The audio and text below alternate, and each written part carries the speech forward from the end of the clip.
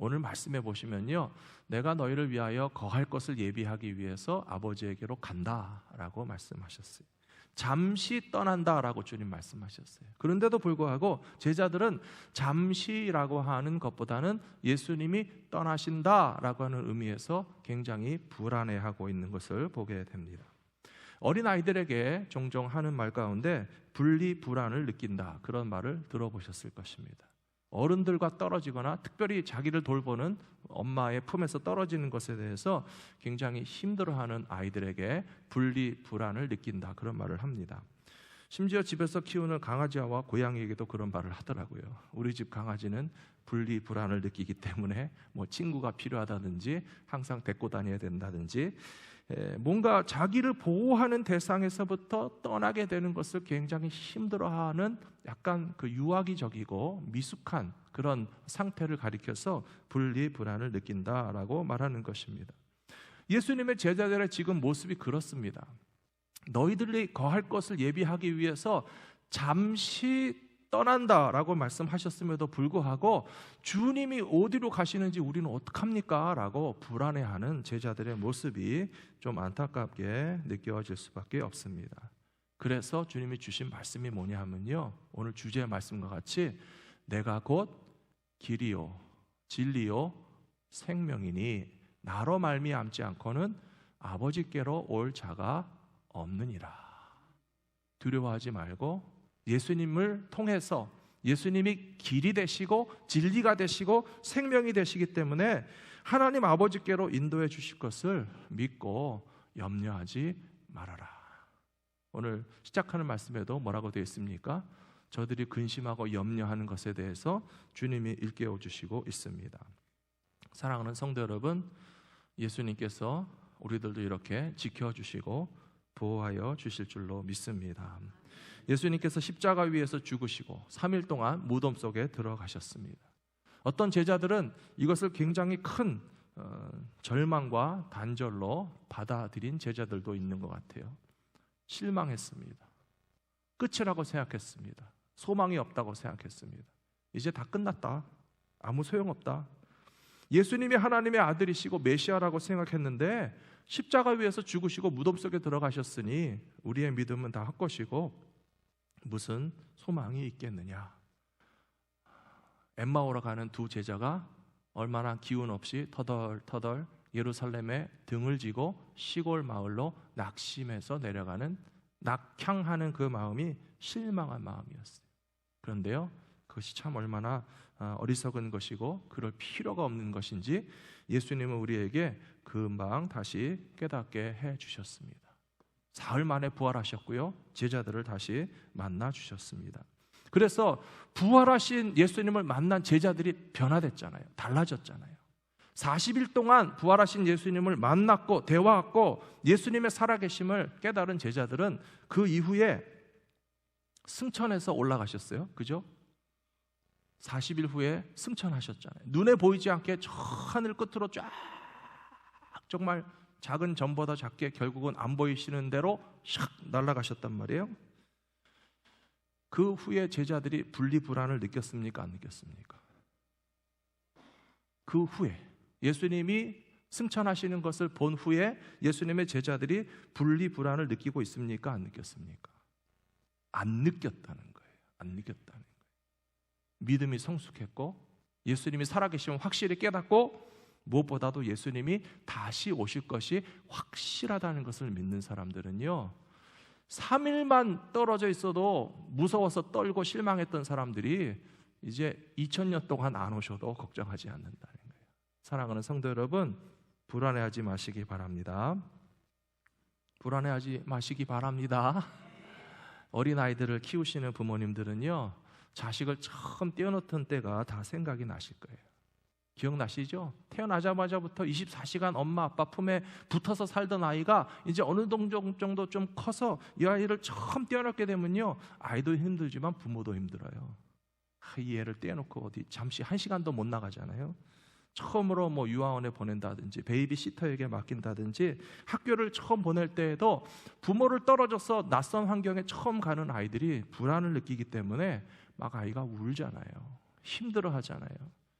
우리 부모들은 꼭 약속한단 말이에요. 걱정하지 마, 금방 올게, 학교 끝나면 데리러 올게, 여기 볼일 보기 위해서 누구한테 맡겨놓고 금방 다시 올게 라고 약속하고서 처음에는 힘들지만 정말 그 약속대로 엄마 아빠가 돌아와서 잘 있었니? 하고 끌어안아주면 그 아이들이 이제 좀 안심하기 시작하는 거예요.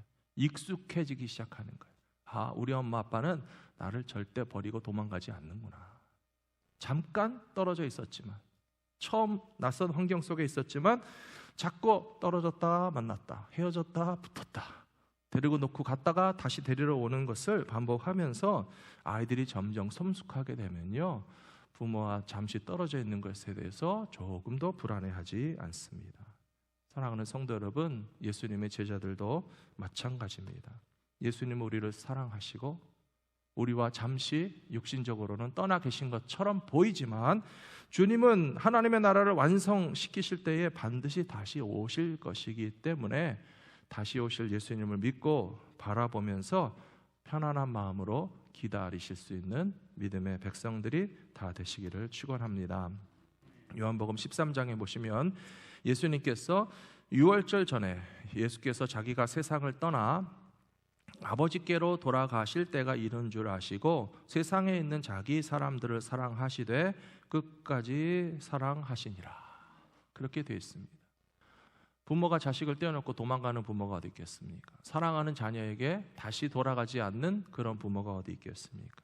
예수님은 더욱더 우리를 사랑하시기 때문에요, 제자들을 세상에 내버려 두신 채 가시고 다시 안 오실 분이 아니시고 반드시 다시 오셔서 길과 진리와 생명이 되시는 예수님은 우리 모두를 하나님 아버지께로 인도해 주실 것이다 하는 것을 더욱더 확실히 믿으시기 바랍니다. 두 번째로, 우리가 예수님을 믿고 따를 때에 우리들에게 세상이 줄 수 없는 절대적인 진리에 도달하게 해 주신다는 것입니다. 길과 진리와 생명, 두 번째 진리에 관한 말씀입니다. 요한복음 8장 32절에 보시면요, 너희가 진리를 알지니 진리가 너희를 자유케 하리라 하는 말씀이 나옵니다. 그러자 33절에서 유대인들이 대답하기를 우리가 아브라함의 자손이라 남의 종이 된 적이 없거늘 어찌하여 우리가 자유롭게 되리라 하느냐. 아브라함의 자손들인 유대인들은요, 자신들이 자유로운 줄 알았어요. 그러나 자유롭지 않았어요. 그래서 예수님이 하시는 말씀이 진리를 알아야 진정으로 자유롭게 된다라고 가르쳐 주시는 대화가 요한복음 8장에 나오는 것입니다. 모든 진리는 우리의 두려움과 공포를 이기게 하고 자유를 주는 것이 분명합니다. 과학적인 진리도 마찬가지입니다. 신앙적이거나 도덕적인 진리도 마찬가지입니다. 삶의 모든 진리들을 하나씩 하나씩 깨달아 갈 때마다 우리는 진리가 우리를 얼마나 안심시키고 자유롭게 하는 것을 경험하게 됩니다. 과학이 발전하지 않았을 때는요, 자유함이 없었고 두려움만 많이 있었습니다. 과거에는 얼마나 미신도 많고 타부도 많았습니까? 예를 들면 지구가 평평하다고 생각하던 시대에 사람들이 저 바다 끝에 수평선을 바라보면서 과학이 발달하지 않았기 때문에 뭐라고 생각했습니까? 배를 타고 멀리 가면 바다 끝에서 뚝 떨어진다. 지구가 평평하다고 생각하니까 그런 두려움과 공포를 가지고 배를 타고 멀리 못 갔던 거예요. 진리를 알지 못하면 자유함이 없습니다. 두려움뿐입니다. 얽혀 매여 있는 삶을 살 수밖에 없습니다. 그러나 진리를, 과학적인 진리만 하여도 그 진리를 깨닫게 되면 바다 끝에서 뚝 떨어지는 게 아니라 끝까지 가보니까 둥근 지구를 돌아서 오지 않더냐. 우리가 안심하고 대항해를 할 수 있는 것이 아니겠습니까? 신앙적인 진리도 마찬가지입니다. 아브라함의 자손이라 율법을 가지고 있기 때문에 자유하다고요? 유대인들은 자유롭지 못했어요. 율법 때문에 억눌려 살았습니다. 그리고 율법이 얼마나 자기 자신과 다른 사람들을 정죄하면서 옥죄는가라고 하는 것을 본인들이 다 알고 있으면서도 율법을 가지고 있기 때문에 자유롭다라고 하는 것은 착각이고 말뿐이었다는 것입니다. 그러나 예수님은 어떻게 우리에게 자유를 주십니까? 율법으로는 구원받을 수가 없고, 율법으로는 우리가 죄인이라는 사실을 깨달을 뿐이지만 하나님께서 우리를 용서해 주신다라고 하는 그런 용서의 은혜를 깨닫는 진리가 우리에게 바로 자유를 주시는 것이다 라고 하는 의미에서 너희가 진리를 알지니 진리가 너희를 자유케 하리라 하신 말씀의 의미는 거기에 담겨져 있다는 사실을 이해하시면 되겠습니다. 더 쉽게 설명드려 볼까요? 경제적으로 많은 빚을 지신 분은 자유가 없습니다. 빚 지신 분들은 얼마나 마음이 무겁고 답답하십니까? 크레딧 카드가 빚이 잔뜩 있으면 돈 쓰는데도 부담스러우시잖아요. 누구 남에게 돈을 많이 빌려서 못 갚고 있으면 그 사람 생각만 해도 되게 미안하잖아요. 미국에서는 세금을 내지 않으면 죽을 때까지 쫓아온다, 그런 말이 있습니다. 근데 언제 자유함을 얻을 수 있습니까? 세금을 못 내신 분들이 어떻게 해서 그 세금을 다 내게 되면 속이 다 시원하다, 자유하다는 것을 느끼잖아요. 카드 빚이 잔뜩 쌓였는데 어떻게 누가 빚 갚을 수 있는 돈을 주셔서 그 카드를 다 페이오프 시켜버리면 그때 가서 자유함을 얻었다라고 말할 수 있는 것처럼, 도대체 우리들 각 사람에게 있는 죄의 빚은 누가 갚아준단 말입니까? 죄진 사람은 자유함이 없어요. 죄인의 상태일 때 우리는 정말 눈치를 보게 되고 떳떳하지 못하게 되고 자기 스스로 자기 죄의 짐에 짓눌려서 누가 뭐라고 하지 않았어도 말과 행동에 있어서 길을 펴지 못하는 그런 부자유함을 느끼면서 죄의 빚에 눌려 살 수밖에 없습니다. 그런데 예수님께서 십자가를 통해서 우리에게 무슨 일을 해주셨습니까? 페이오프를 해주신 거예요. 우리 죄의 짐을 벗겨주신 거예요. 갚지 못한 빚을 갚아주는 것보다, 내지 못한 세금을 대신 내주는 것보다 우리가 가지고 있는 죄의 빚에 눌려서 자유하지 못하던 우리들에게 예수님께서 탕감해 주셨다고 말하고 있잖아요. 그 죄의 짐을 다 벗겨주심으로써 예수님께서 우리에게 진정한 자유를 주셨으니 율법이 자유롭게 하는 것이 아니라 예수님의 십자가의 진리가 우리를 진정으로 자유롭게 해주신다는 사실을 확실히 믿으시기 바랍니다. 요한복음 18장에 보시면요, 또 진리에 대한 말씀이 나옵니다. 빌라도와 예수님이 진리에 관한 대화를 나눕니다.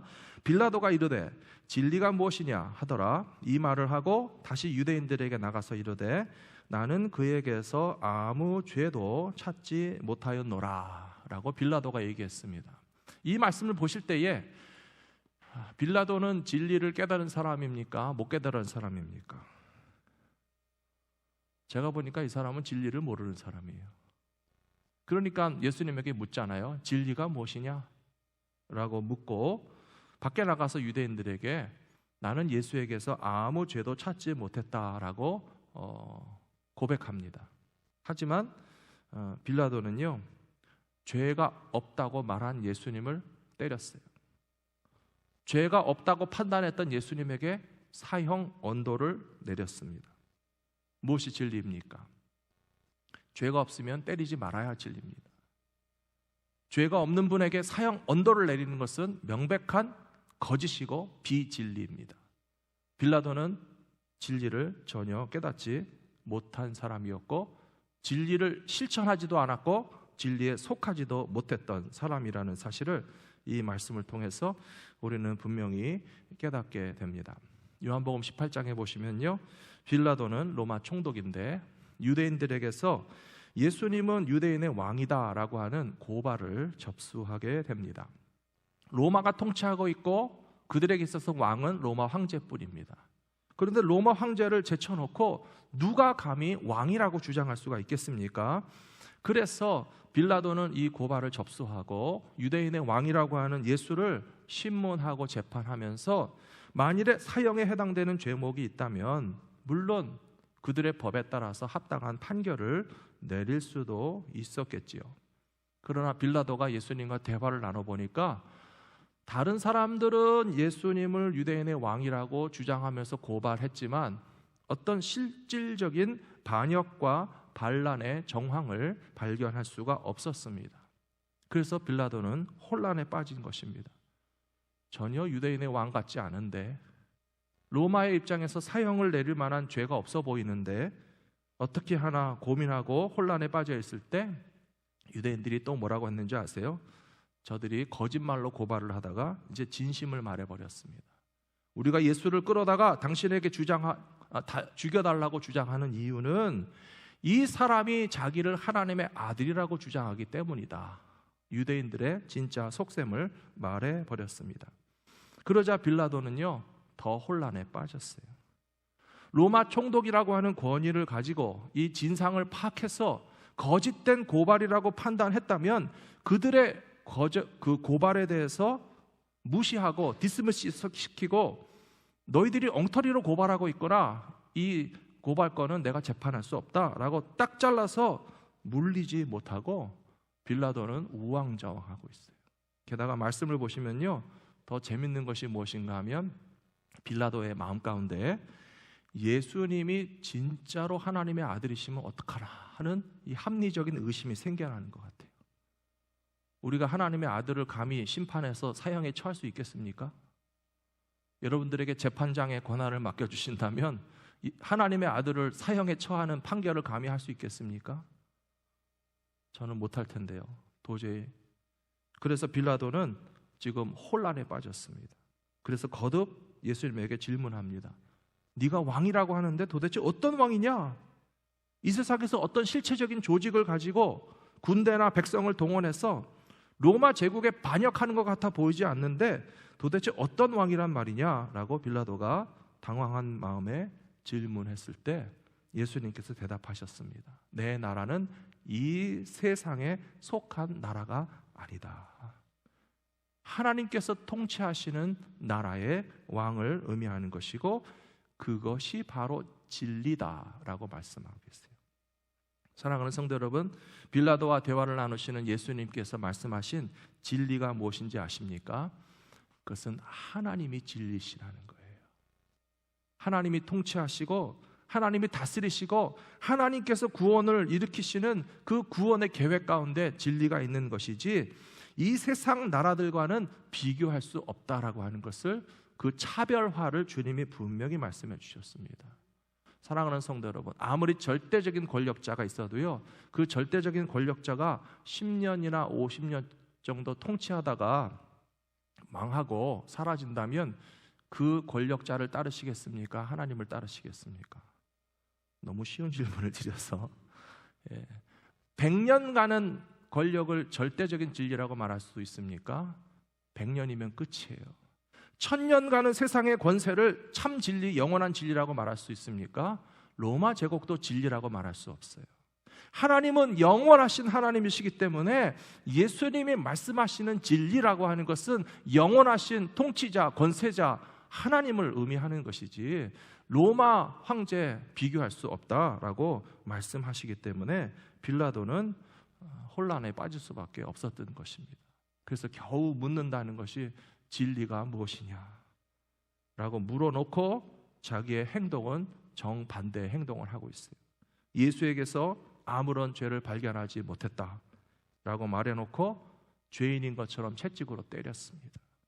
예수에게서 아무런 죄를 발견하지 못했다라고 말해놓고 그런 사람에게 사형을 언도했습니다.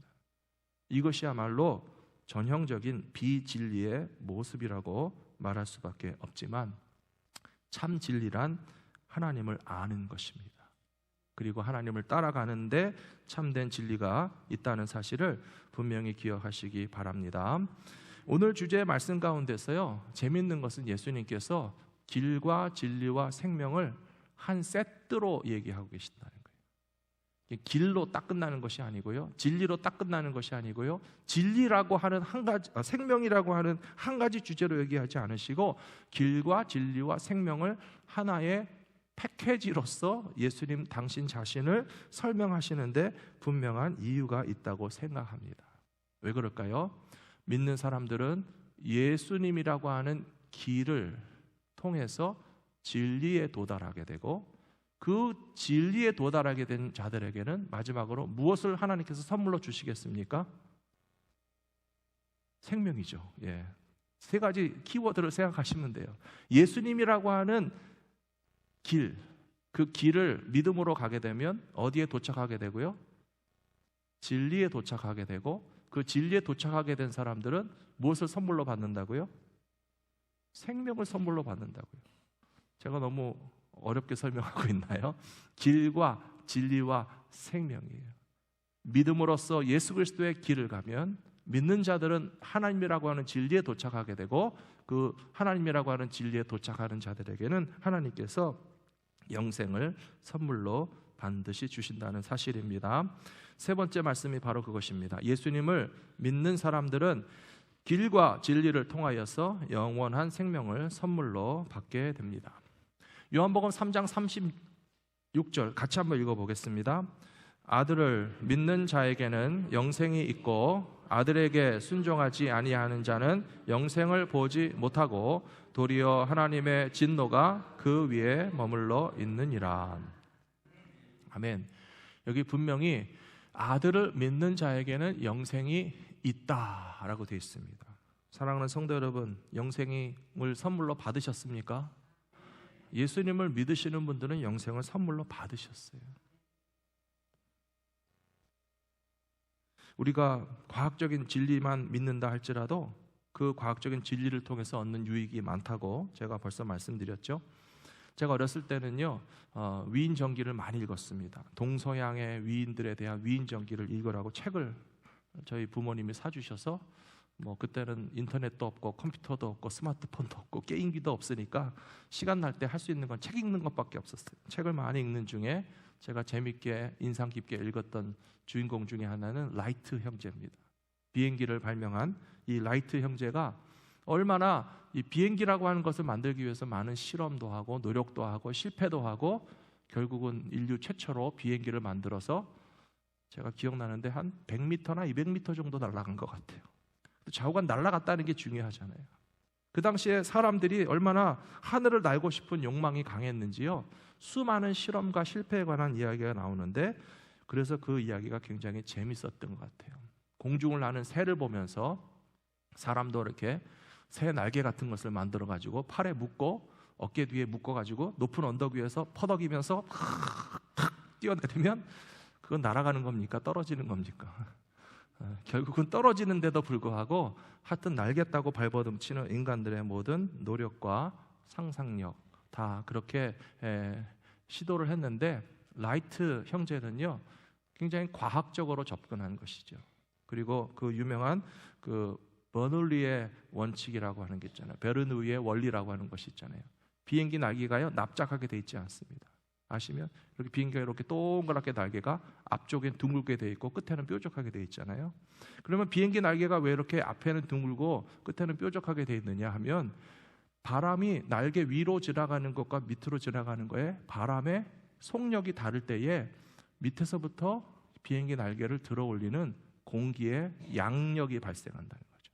그래서 날개를 들어 올리는 힘에 의해서 비행기가 떠올라서 날아가게 되는 그 과학의 원리를 가지고 비행기를 만들게 되었는데요, 과학적인 진리를 깨닫는 것도 우리에게 얼마나 편안함과 안심을 주는지 몰라요. 과학적인 진리를 알기 때문에 비행기를 안심하고 탈 수 있는 거예요. 과학적으로 정확하게 안전하게 만들고 검증하고 입증된 비행기이기 때문에 이 비행기는 안전하게 타서 날아갈 수 있다라고 하는 것만으로도 안심하고 비행기를 타시는데, 제가 드리고자 하는 말씀은 이거예요. 예수님을 믿으면 영생과 구원을 주신다는데 그 진리를 믿는 자에게 담대함이 있지 않겠습니까? 평안함이 있지 않겠습니까? 사랑하는 성도 여러분, 성경은 거듭 우리에게 말씀해 주시고 있습니다. 믿는 자에게 영생을 이미 주셨다라고 하는 사실이에요. 그런데 어떤 이단은 뭐라고 얘기하는가 하면요, 믿는 자들에게 영생을 주실 것이다 라고 말하고 있어요. 차이가 느껴지세요? 영생을 이미 얻은 것과 구원을 앞으로 얻게 될 것이다 라고 하는 것은 한 끗의 차이지만 엄청난 차이예요. 이 단이라는 말이 뭐냐면요, 다를 이 끝 단이에요. 끝에만 조금 다르다는 거예요. 이 단은 똑같이 성경을 사용합니다. 이단에 대해서 많이 속아 넘어가는 것이 성경 공부하러 가자니까 따라가고요. 그분들도 성경책 들고 다니시던데요. 성경책을 들고만 다닌다고 이단에 속으면 어떡합니까? 이단이라는 것은 끝에만 조금 다른 것인데, 이단은 앞으로 구원받게 해주고 영생에 들어가게 해주고 14만 4천 명 안에 들어가게 해줄 테니까 와서 충성하라라고 사람을 속이고 있는 것이에요. 그러나 성경은 우리에게 뭐라고 말씀하시나 하면요, 믿는 자들은 벌써 구원을 받았다는 거예요. 믿는 자에게는 이미 영생이 있다라고 하는 것이에요. 왜 그 거짓된 이단의 작은 속임수에 속아 넘어가가지고 수많은 사람들이, 특히 젊은이들이 그렇게 헛된 것에 충성하고 있는지라고 하는 것을 바라볼 때 너무 마음이 안타깝습니다.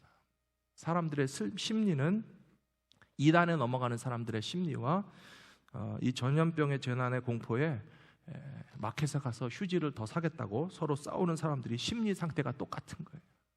공포심에 휩싸여 있는 거예요. 구원받지 못하면 어떡하나 하는 생각에서 14만 4천 명에 들어가기 위해서 길을 쓰고 거기 가서 충성하고 말잘 듣고 전도하고 다 돈도 바치고 몸도 바치고 다 하는데요, 그것은 구원받지 못했다고 생각했기 때문에 그러는 것이고, 거기에 구원이 없기 때문에 두려움과 공포심에 빠지는 것이고요, 집안에 화장지를 잔뜩 쌓아놔야 안심하겠다라고 하는 심리도 똑같은 거예요. 휴지를 많이 쌓아놨다고 안 죽고 휴지를 안 쌓아놓으면 죽습니까? 적당히 쓸 만큼 있으시면 하나님이 우리를 다 구원해 주실 줄로 믿습니다. 요한 5장 13절에도 보시면요, 이 말씀은 너무 확실하고 중요한 말씀입니다. 우리 같이 읽겠습니다.